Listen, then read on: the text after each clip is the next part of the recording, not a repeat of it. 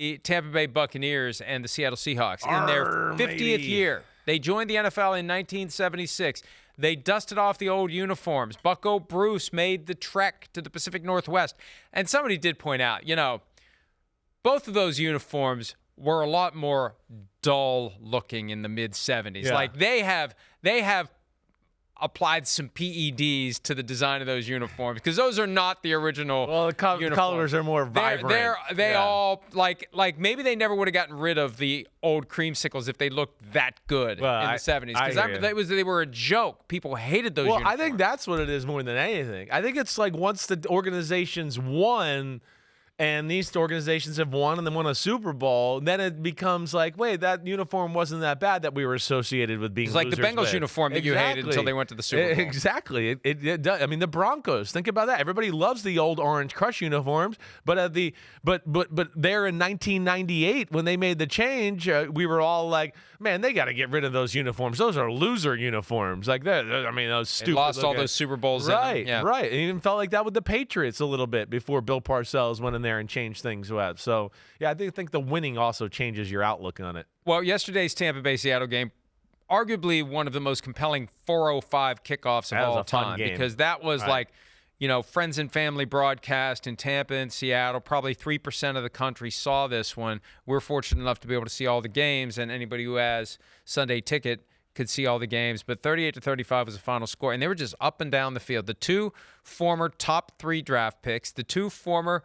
Carolina Panthers, Baker Mayfield and Sam Darnold, put on a show, and it was a combination of who has the ball last and who makes the one mistake. That's right. And Sam Darnold, it's like a tennis match. Like who you could break serve one time. Two great tennis players break serve one time.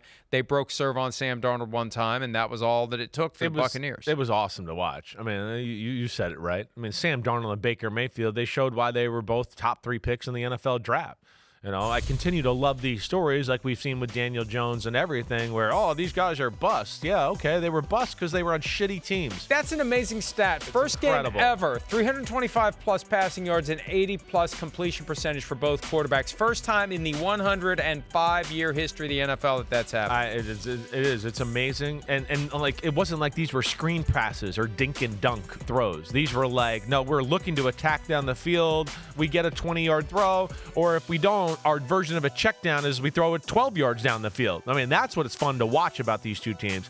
The other incredible thing is it's kind of a defensive struggle for most of the first half. The two major mistakes of the game, though, were made by the Seattle Seahawks, to your point, Mike. One, they're down 6-0, they're driving, and let me just tell you, I hate this crap. I hate it. I see it in college football. I don't like this. We're driving, we're finally getting some momentum going as an offense. We bring in Jalen Milroe to run an option play all of a sudden, and he hasn't played all game. And I'm not blaming Jalen Milroe. I'm blaming the coaches of the Seattle Seahawks. And he pitches a ball out and throws it behind Kenneth Walker. It's a fumble, short field, touchdown. They're down 13-0. So that was a big moment in the game, at least to give the Bucs a cushion there, because the second half, to your point, it exploded. It was just pass game, back and forth, up and down the field. The two Ohio State receivers, Jackson Smith-Njigba and Emeka Egbuka, holy crap. I mean, they're the same body build. They're the same style of play. They kicked butt yesterday. But I think you're right with how you explained it. The mistakes, and then, of course, the tip pass interception that Levante David gets at the end of the game. Those were the big difference in the game for this Buccaneers team. Jackson Smith-Njigba is incredible. Emeka Egbuka is incredible. 7 catches, 163 yards, and a touchdown. He is the first player in NFL history to have 25 or more catches and 5 receiving touchdowns through his first career games. That includes Randy Moss in 1998. Yeah, right. He's done more in 5 games by way of catches and touchdowns than Randy Moss did. Yeah. That's incredible. It's incredible. It is. It's incredible. You can see they're very, mature, well-schooled. He's looking at it saying, what did you coming just out say? of Ohio Randy State. Moss? Yeah. What? and look, they gave him my jersey. I gave it to him out of retirement. I said, you can have it. It's okay. Wear number 2. Oh, your mom and sister were okay with that? Yeah, my mom and sister. They were like, your career was trash. You can have it. Don't worry about it. Does it come with a spleen? Yeah. There's a little blood mark Slightly on the inside. used. Right.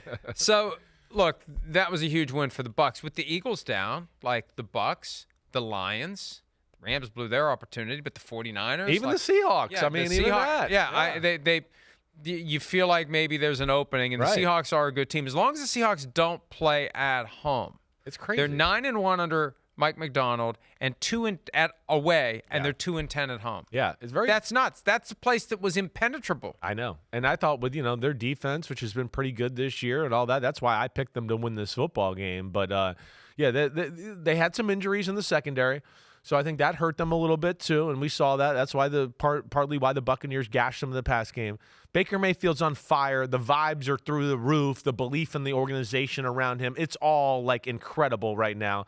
And I think to your point too, Mike, like the Buccaneers, let's just not forget, they're 4-1. They're a beat-up football team. If the Buccaneers are healthy, I have no problem saying this. They are a Super Bowl caliber football team. They're as good as anybody in the NFC. As we see, they're as good as anybody now when they're beat up. So, yeah, the Bucs are for real, and that was another game yesterday where you just go, oh, wow, that was an impressive way to win. I know how much they love it in Tampa when I say this. In certain parts of Tampa, they really love it. It's time to sit down with Baker Mayfield and pay that guy because it's only going to get more expensive. They know. You don't have to tell them every week. I know, but that's the thing. They already know, but now I think we're at a point where it's an issue of timing. Yeah. And the longer you wait, we've seen this time and again.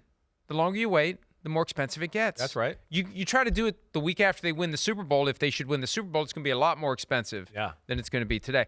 I just wonder how much he's going to want because I'm sure he values what they have there. That's where he's awesome. Enough money to go around. He's awesome. And we've argued about that multiple times in the past. It's not an issue of being selfish. Look at Tyreek Hill's injury last week. You got to get what you can while you can because it can be gone like that.